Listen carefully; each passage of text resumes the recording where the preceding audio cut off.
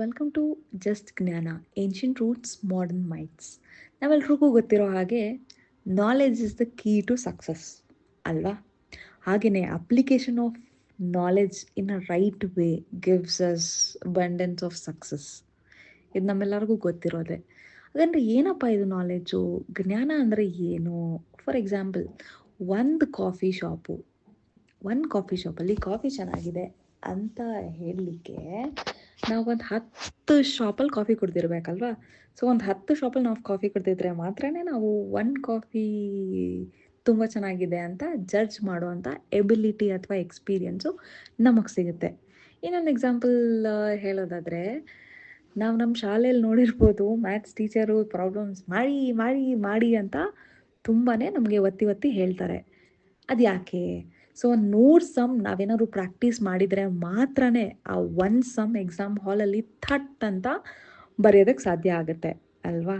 So ನಾಲೆಡ್ಜ್ನ gain ಮಾಡೋದಕ್ಕೆ ನಮಗೆ time, ಡೆಡಿಕೇಷನ್ನು ಮತ್ತು ಹಾರ್ಡ್ ವರ್ಕ್ ಬೇಕೇ ಬೇಕು. ಆದರೆ ಅಪ್ಲಿಕೇಶನ್ ಆಫ್ ನಾಲೆಡ್ಜ್ನ ನಾವು ಸ್ಮಾರ್ಟಾಗಿ ಮಾಡ್ಬೋದಲ್ವಾ? ಸೊ ಫಸ್ಟು ನಮಗೆ ಜ್ಞಾನ ಇರಬೇಕು. ಜ್ಞಾನ ಇದ್ದಲ್ಲಿ ಮಾತ್ರ ನಮಗೆ ಚಾಯ್ಸಸ್ ಸಿಗುತ್ತೆ ಜೀವನದಲ್ಲಿ. ನಮ್ಗೇನು ಬೇಕೋ ಆ ಚಾಯ್ಸ್ನ ನಾವು ನಮ್ಮ ಜೀವನಕ್ಕೋಸ್ಕರ ಮಾಡ್ಕೊಳೋ ಅಂಥದ್ದು. ಇಲ್ಲ ಅಂದರೆ ಯಾರೋ ಹೇಳಿದ ಒಂದನ್ನು ನಾವು ಕಟ್ನಿಟ್ಟಾಗಿ ಜೀವನ ಪರ್ಯಂತ ಕ್ವಶನ್ ಮಾಡ್ದಿರಾ, ಗಿವ್ ಅಪ್ ಮಾಡ್ದಿರಾ ಕಂಟಿನ್ಯೂಸ್ ಆಗಿ ಮಾಡ್ತಾನೆ ಇರಬೇಕು ಅಲ್ವಾ? So only when we know multiple things, ಆಗ ಮಾತ್ರ ನಾವು ಮಲ್ಟಿಪಲ್ ಪ್ಲೇಸಸಲ್ಲಿ ನಮ್ಮ ಅಪ್ಲಿಕೇಶನ್ ಆಫ್ ನಾಲೆಡ್ಜ್ನ ಕಂಡ್ಕೊಳ್ಳೋಕ್ಕೆ ಸಾಧ್ಯ ಆಗುತ್ತೆ. Let's start aiding various jnanas, which one day would definitely help us. Through our channel, we'll be exploring various abundant knowledge from great resourceful persons.